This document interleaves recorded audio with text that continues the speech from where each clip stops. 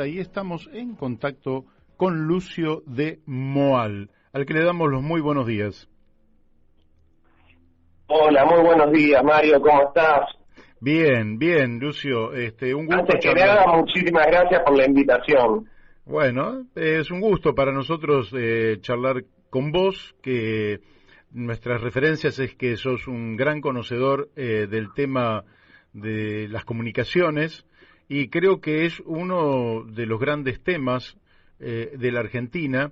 No estamos hablando de las comunicaciones solo desde el punto de vista técnico, que sería ya un tema en sí mismo, la plataforma comunicacional con el cual se desenvuelve una sociedad, una economía, sino desde el punto de vista de los manejos empresarios de contenido que se van dando a través de los medios de comunicación, y sobre eso nosotros queríamos hablar. Pero la primera pregunta que te quiero hacer, Lucio, tiene que ver con algo que seguramente está como medio borroso en la imaginación de muchos de nuestros oyentes. ¿Qué es lo que ha pasado con la ley de medios? Porque es una ley que tuvo mucho debate, alguna vez se aprobó y luego quedó como durante el gobierno anterior como en la nada. ¿Y cuál es la situación actual? Bueno, Mario, la ley de comunicación audiovisual promulgada por el gobierno de Cristina Fernández de Kirchner desde el año 2009 tuvo un final abrupto por decreto a través de del macrismo en el 2015. Fue una forma de cercenar un poco la comunicación popular, la comunicación alternativa. Fue una forma también de garantizar el monopolio y los oligopolios de 5 grupos empresarios sobre la comunicación. La verdad que fue un retroceso muy grande, teniendo en cuenta lo que implicaba la ley de comunicación audiovisual. La ley de medios venía a reemplazar un viejo decreto de ley de la dictadura militar, que daba lugar justamente a la formación de monopolios y oligopolios. La ley de medios en ese sentido rompe con ese paradigma y empieza a entender a la comunicación ya no como un servicio, como una mercancía, sino como un derecho humano, como un derecho fundamental e inalienable de la persona, del sujeto. Correcto. Ahora, ¿y cómo puede ser que a través de un decreto se anule? Bueno, nosotros sabemos que en la Argentina echa la ley, echa la trampa, que no todas las leyes son respetadas, que ni siquiera la Constitución en gran medida es respetada, pero ¿por qué a través de un decreto seguramente de necesidad y urgencia un gobierno puede actuar contra una ley que efectivamente es de una naturaleza superior, dado que sale del Congreso Nacional, votado por las 2 cámaras, y un Poder Ejecutivo no tiene facultad de legislar? Absolutamente, absolutamente. Y además, sumémosle la movilización que generó esta ley, los foros, los debates, las radios comunitarias, alternativas y populares que empezaron a militar fuertemente esta consigna, porque esto tampoco es que surgió a partir de una iniciativa propia del kirchnerismo, sino que en el año 2004 la Coalición por una Radiodifusión Democrática presentó 21 puntos justamente para democratizar la comunicación, para llevar justamente voz a aquellos que no tienen la fuerza como para poder expresarse. Cristina supo entender eso no como una demanda social, sino como una disputa en términos políticos e ideológicos con el multimedio Clarín. Uh-huh. Y es por eso que la ley tuvo ciertas limitaciones al momento de su aplicación, o sea que se vio reflejado en una serie de cautelares que el grupo Clarín estuvo haciendo durante un tiempo sobre los artículos 41, 45, 48 y 161 de dicha ley, atribuyendo que, bueno, esto generaba un avance sobre los contenidos que se iban a difundir. ¿A dónde apuntaban esas cautelares, Lucio? ¿Cómo? ¿A dónde apuntaban esas cautelares? Porque yo entiendo que el que nos está escuchando dice, sí, efectivamente pudo haber interpelado, digamos, a través de cautelares, que son derechos constitucionales, pero ¿a dónde apuntaba el Grupo Clarín con esas cautelares? Y en parte al espíritu de la ley, que es lo que significaba la desconcentración, esta necesidad de desinversión, esta adecuación que debían hacer los medios, los grupos económicos debían adecuarse al derecho de las personas, básicamente. Claro. Digamos, entendiendo que la comunicación es un derecho humano. Claro, ahora y no un servicio prestado por el mercado. Claro, ahora vos crees... Pero en este proceso, Clarín utilizó determinadas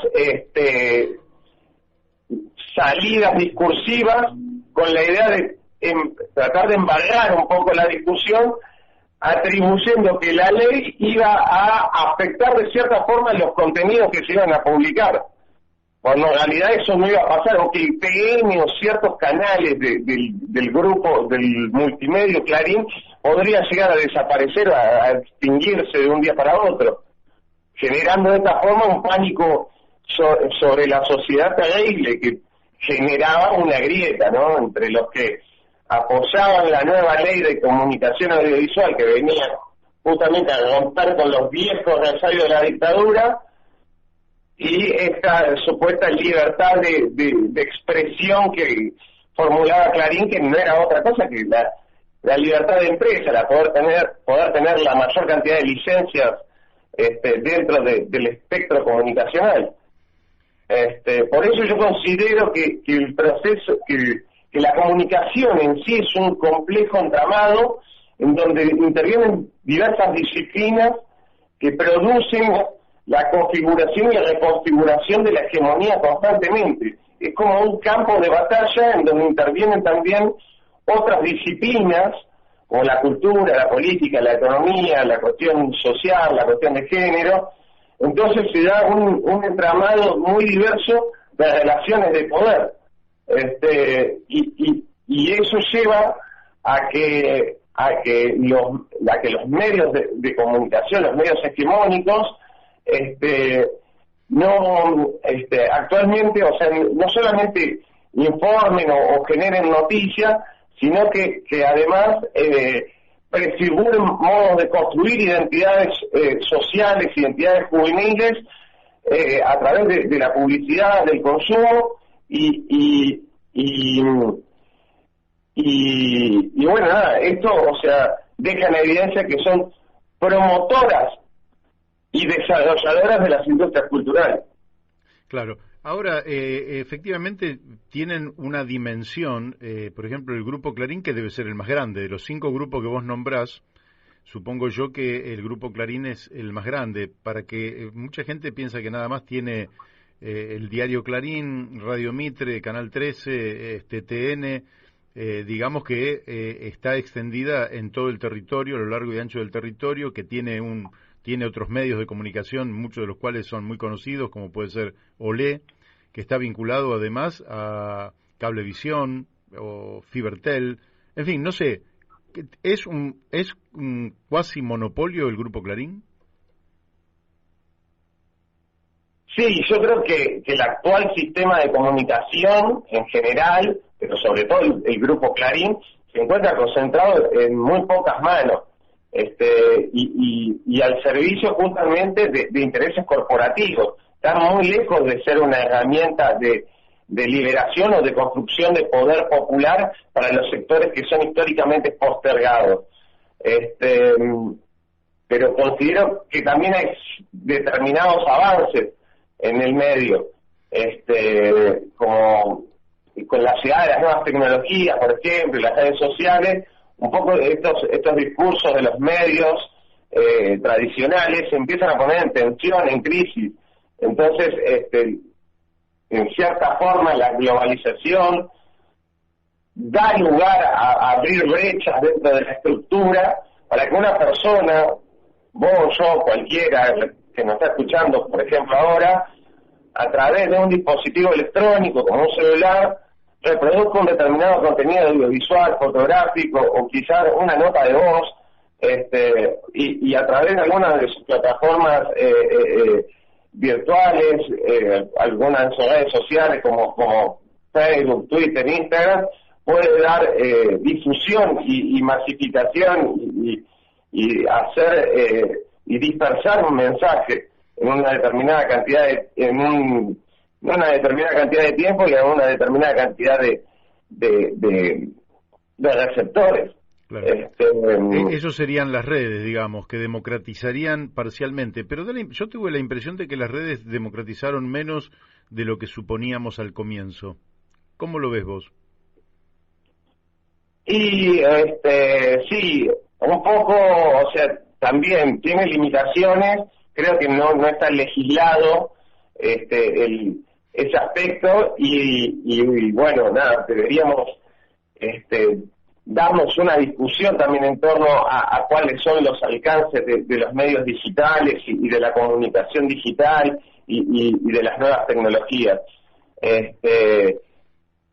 Considero yo que hoy los medios de comunicación condicionan y determinan a la opinión pública, pero también es cada vez menos la gente que decide informarse por los medios tradicionales, son cada vez más las personas que utilizan las redes o sus redes sociales o internet para poder informarse o saber de lo que pasa en el mundo. Claro. Te hago una consulta porque te pregunto lo siguiente. Hay quienes sostienen efectivamente que son los medios los que terminan definiendo un poco la opinión pública. Ahora, ¿no es también un poco que los medios reflejan la opinión pública real y existente? Me refiero a lo siguiente. En algún momento lo hemos vivido en la Argentina. Lo ha dicho Perón. Voy a ir más para atrás para evitar cualquier tipo de suspicacia. Cuando Perón vuelve a la Argentina, bueno, yo era joven, pero me acuerdo perfectamente, él en una entrevista dice, bueno, en el 55 teníamos todos los medios a favor y sin embargo el gobierno se terminó cayendo y en el 73 teníamos todos los medios en contra y ganamos la elección con enorme holgura. Es decir, a veces desde determinados círculos no se sobredimensiona el papel de los medios de comunicación, poniéndolos incluso por encima de la realidad que la gente vive. Sí, porque los medios son constructores de agenda, o sea, hacen una selección y un recorte de lo que quieren mostrar y de lo que pretenden, entre comillas, informar o dar a conocer. Y en el medio también, o sea, están sus intereses, y obviamente que no son un reflejo o no reflejan quizás aquellas problemáticas que hacen a la vida cotidiana de las personas. Por eso es muy importante la instrumentación de una nueva ley de comunicación audiovisual que justamente permita esa democratización, permita ese 33% para aquellas personas que no tienen los medios necesarios justamente para poder hacer escuchar su voz. Creo que sí, en ese sentido hay cierta sobredimensión acerca de cómo los medios construyen sus noticias e informan y cómo eso repercute en la sociedad, pero actualmente es uno de los mecanismos de mayor influencia a mi criterio. Claro. Yo siento, yo hace muchos años que estoy en política. Sobre todo porque ya no está más la función de informar, sino esta función de educar, de construir identidades, de prefigurar subjetividades, son una representación de las industrias culturales. O sea, instauran modos de pensar, modos de ser, modos de vivir, modos de entender la vida, modos de entender la cotidianeidad, por donde pasa nuestros principios, nuestros valores. O sea, es muy grave, o sea, es muy fuerte y es muy grave al mismo tiempo el rol que tienen los medios en mantener el equilibrio social, o sea. Sí, sí. Lucio, te hago por lo menos una de las últimas preguntas. Estamos sometidos, o sea, el mundo viene cambiando y creo yo que si lo comparo con... Hola, hola. Sí, te escucho, Mario. Si lo comparo con otras épocas, en general la gente tiene más tiempo para dedicarle al tema de la comunicación.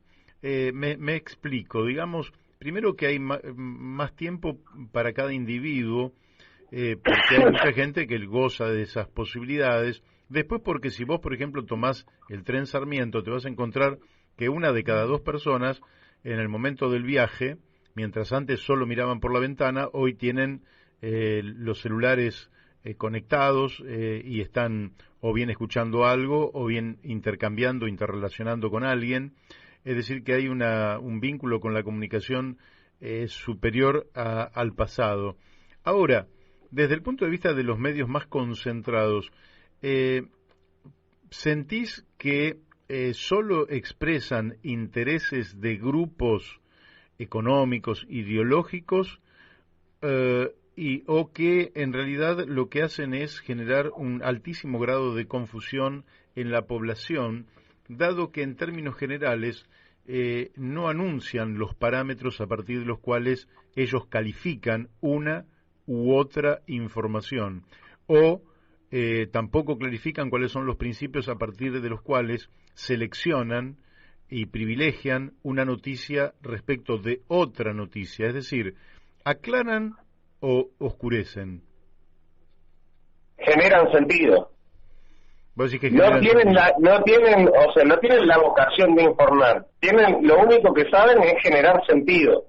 Utilizar las palabras, las debidas palabras correctas, entre comillas, para generar un determinado modo de opinión y de pensamiento sobre la sociedad. Tratar de influir tan directamente como se pueda.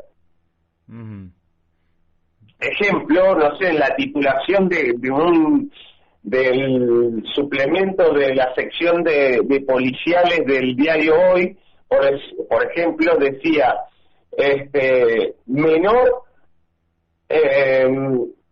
es arrestado en Entradera. ¿Qué quiere decir esto? Que es un joven menor de 18 años en problemas con la ley, o sea, que seguramente está en conflicto con su familia, que debe ser pobre y debe ser negro también. O sea, eligen determinadas palabras para generar ese sentido que justamente vaya en coincidencia, no solamente con un pensamiento ideológico mayoritario, sino que también en coincidencia con sus intereses. Claro, claramente. Bueno, última entonces, dónde se está discutiendo el contenido de una nueva ley de medios? ¿Qué voluntad política la puede estar impulsando y qué probabilidades hay de que en un tiempo no muy lejano tengamos una nueva ley de medios? Y la verdad es que no se avisora por el momento nada, ni reflotar la ley de medios, ni a empezar a hablar de una nueva ley de medios.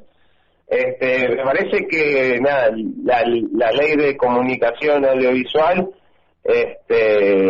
tiene muchos puntos a favor, tuvo un gran reconocimiento en América Latina y en el mundo,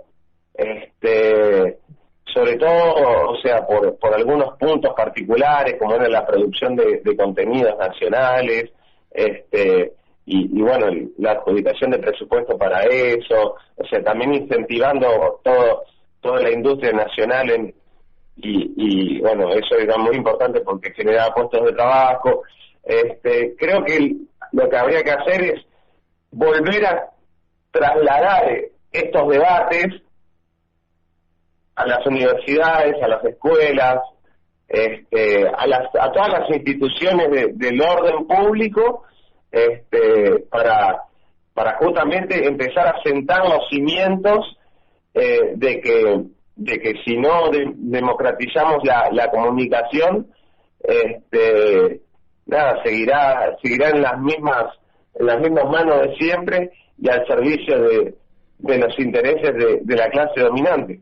Bien, y bueno, te dije que era la última, pero hoy creo que Mempo Giardinelli plantea la restitución de la ley a través de un decreto del presidente de la Nación. ¿Podría ocurrir que un decreto anule el decreto del gobierno anterior y volvamos a tener por lo menos el texto de la ley que ya se había aprobado? Técnicamente un decreto puede sacar a otro decreto, sí, pero no sé si hay voluntad política. Ajá. ¿Qué voluntad política tiene el gobierno en empezar a discutir los grandes y profundos problemas que padece nuestra patria? El gobierno ha perdido ya muchas batallas. Venía escuchando el programa anteriormente y coincide, la primera batalla que se pierde es la batalla con Vicentín. Así es. Sí, también está le pega a fondo sobre temas sociales que son, realmente muy complejos. Y al mismo tiempo, son muy sensibles. Bueno, no tenemos grandes esperanzas. Lucio, te agradezco muchísimo la amabilidad que tuviste de salir en estos micrófonos, te mandamos un fuerte abrazo y seguramente la vamos a continuar en algún momento donde este tema vuelva a instalarse en la escena pública. Esperemos que no pase tanto tiempo porque no deja de ser un asunto central para la vida de la sociedad argentina. Bueno, muchísimas gracias a vos, Mario, por la invitación y bueno, por dejarme participar en el programa. La verdad que me sentí muy cómodo, me sentí muy bien. Me parece que el formato del programa está muy bueno y bueno, tus entrevistados manejan un nivel teórico muy interesante. Bueno, somos lo que se dice un programa alternativo. Exactamente. Bueno, gracias a vos. Fuerte abrazo. Te mando un abrazo enorme. Muchísimas gracias por todo. Gracias. Bueno, ustedes lo han escuchado, Lucio de Moal.